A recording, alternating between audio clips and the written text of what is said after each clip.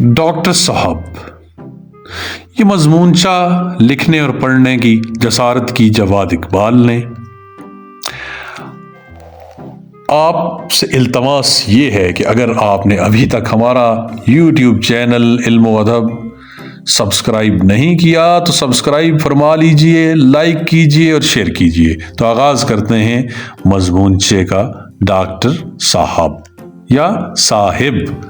हमारे यहाँ डॉक्टर साहिब का लक़ब बिल्कुल इस तरह दिया जाता है जैसे पीठ पीछे गाली, जो किसी भी वक्त बिला इम्तियाज उम्र, मर्तबा, ओहदा और जिन्स दी जा सकती है और दी जाती है। सबसे पहले MBBS करने वाले जनरल फिजिशियन हैं जो डॉक्टर साहिब होते हैं।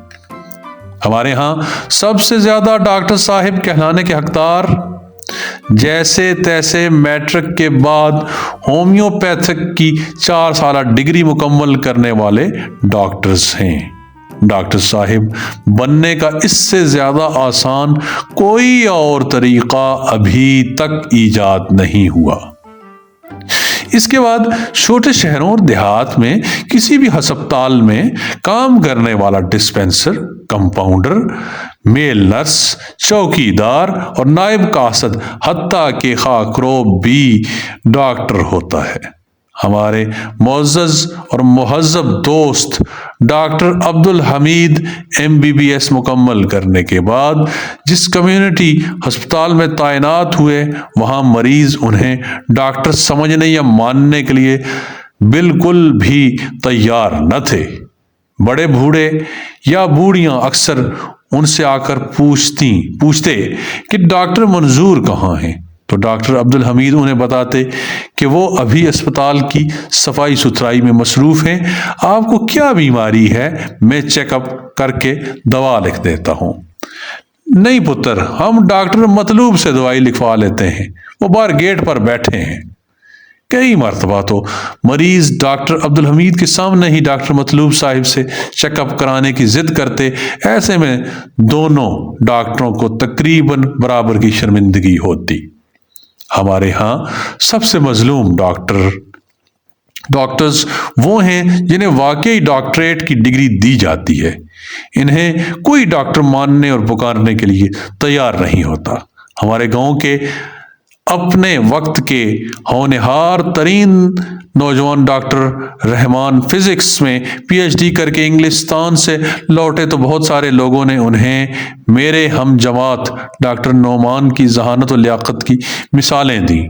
डॉक्टर नोमान ने जैसे कैसे भी मैट्रिक किया, मगर उसके बाद बहुत जल्द होम्योपैथिक की डिग्री मुकम्मल कर ली और फिर उसने एकदम से डॉक्टर रहमान की PhD को धोबी पटका दे दिया।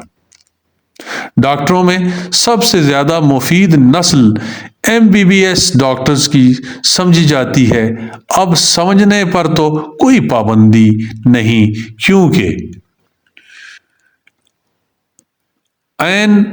जी के खुश रखने को गालिब या ख्याल अच्छा है। बकौल शख्से मुस्तनद डॉक्टर बंदा मरने या मारने के बाद डेथ सर्टिफिकेट पर दस्तखत करने की सनद रखता है।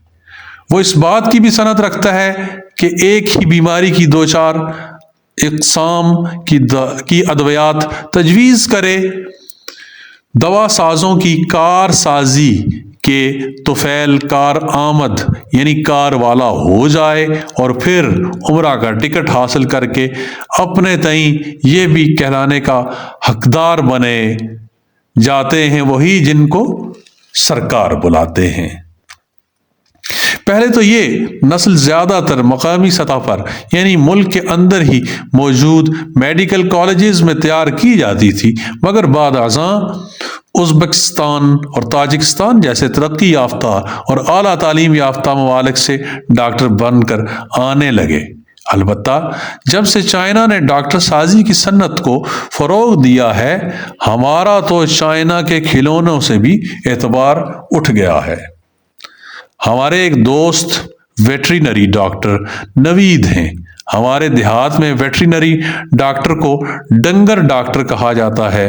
مذکورہ دوست ڈنگر ڈاکٹر نوید کے نام کے ساتھ ڈاکٹر احتیاطاً و تکلفاً ہی لکھا اور بولا جاتا ہے، سمجھا ہرگز نہیں جاتا۔ ہمارے معاشرے میں جس طرح انسانوں میں حیوانی خصوصیات در آئی ہیں، حکومت کو چاہیے ویٹرینری ڈاکٹر کو عام پریکٹس کی اجازت دے دی جائے تاکہ نہ کوئی بندہ رہے اور نہ کوئی بندہ نواز۔ ہم ڈاکٹروں کے ساتھ حکیموں کا ذکر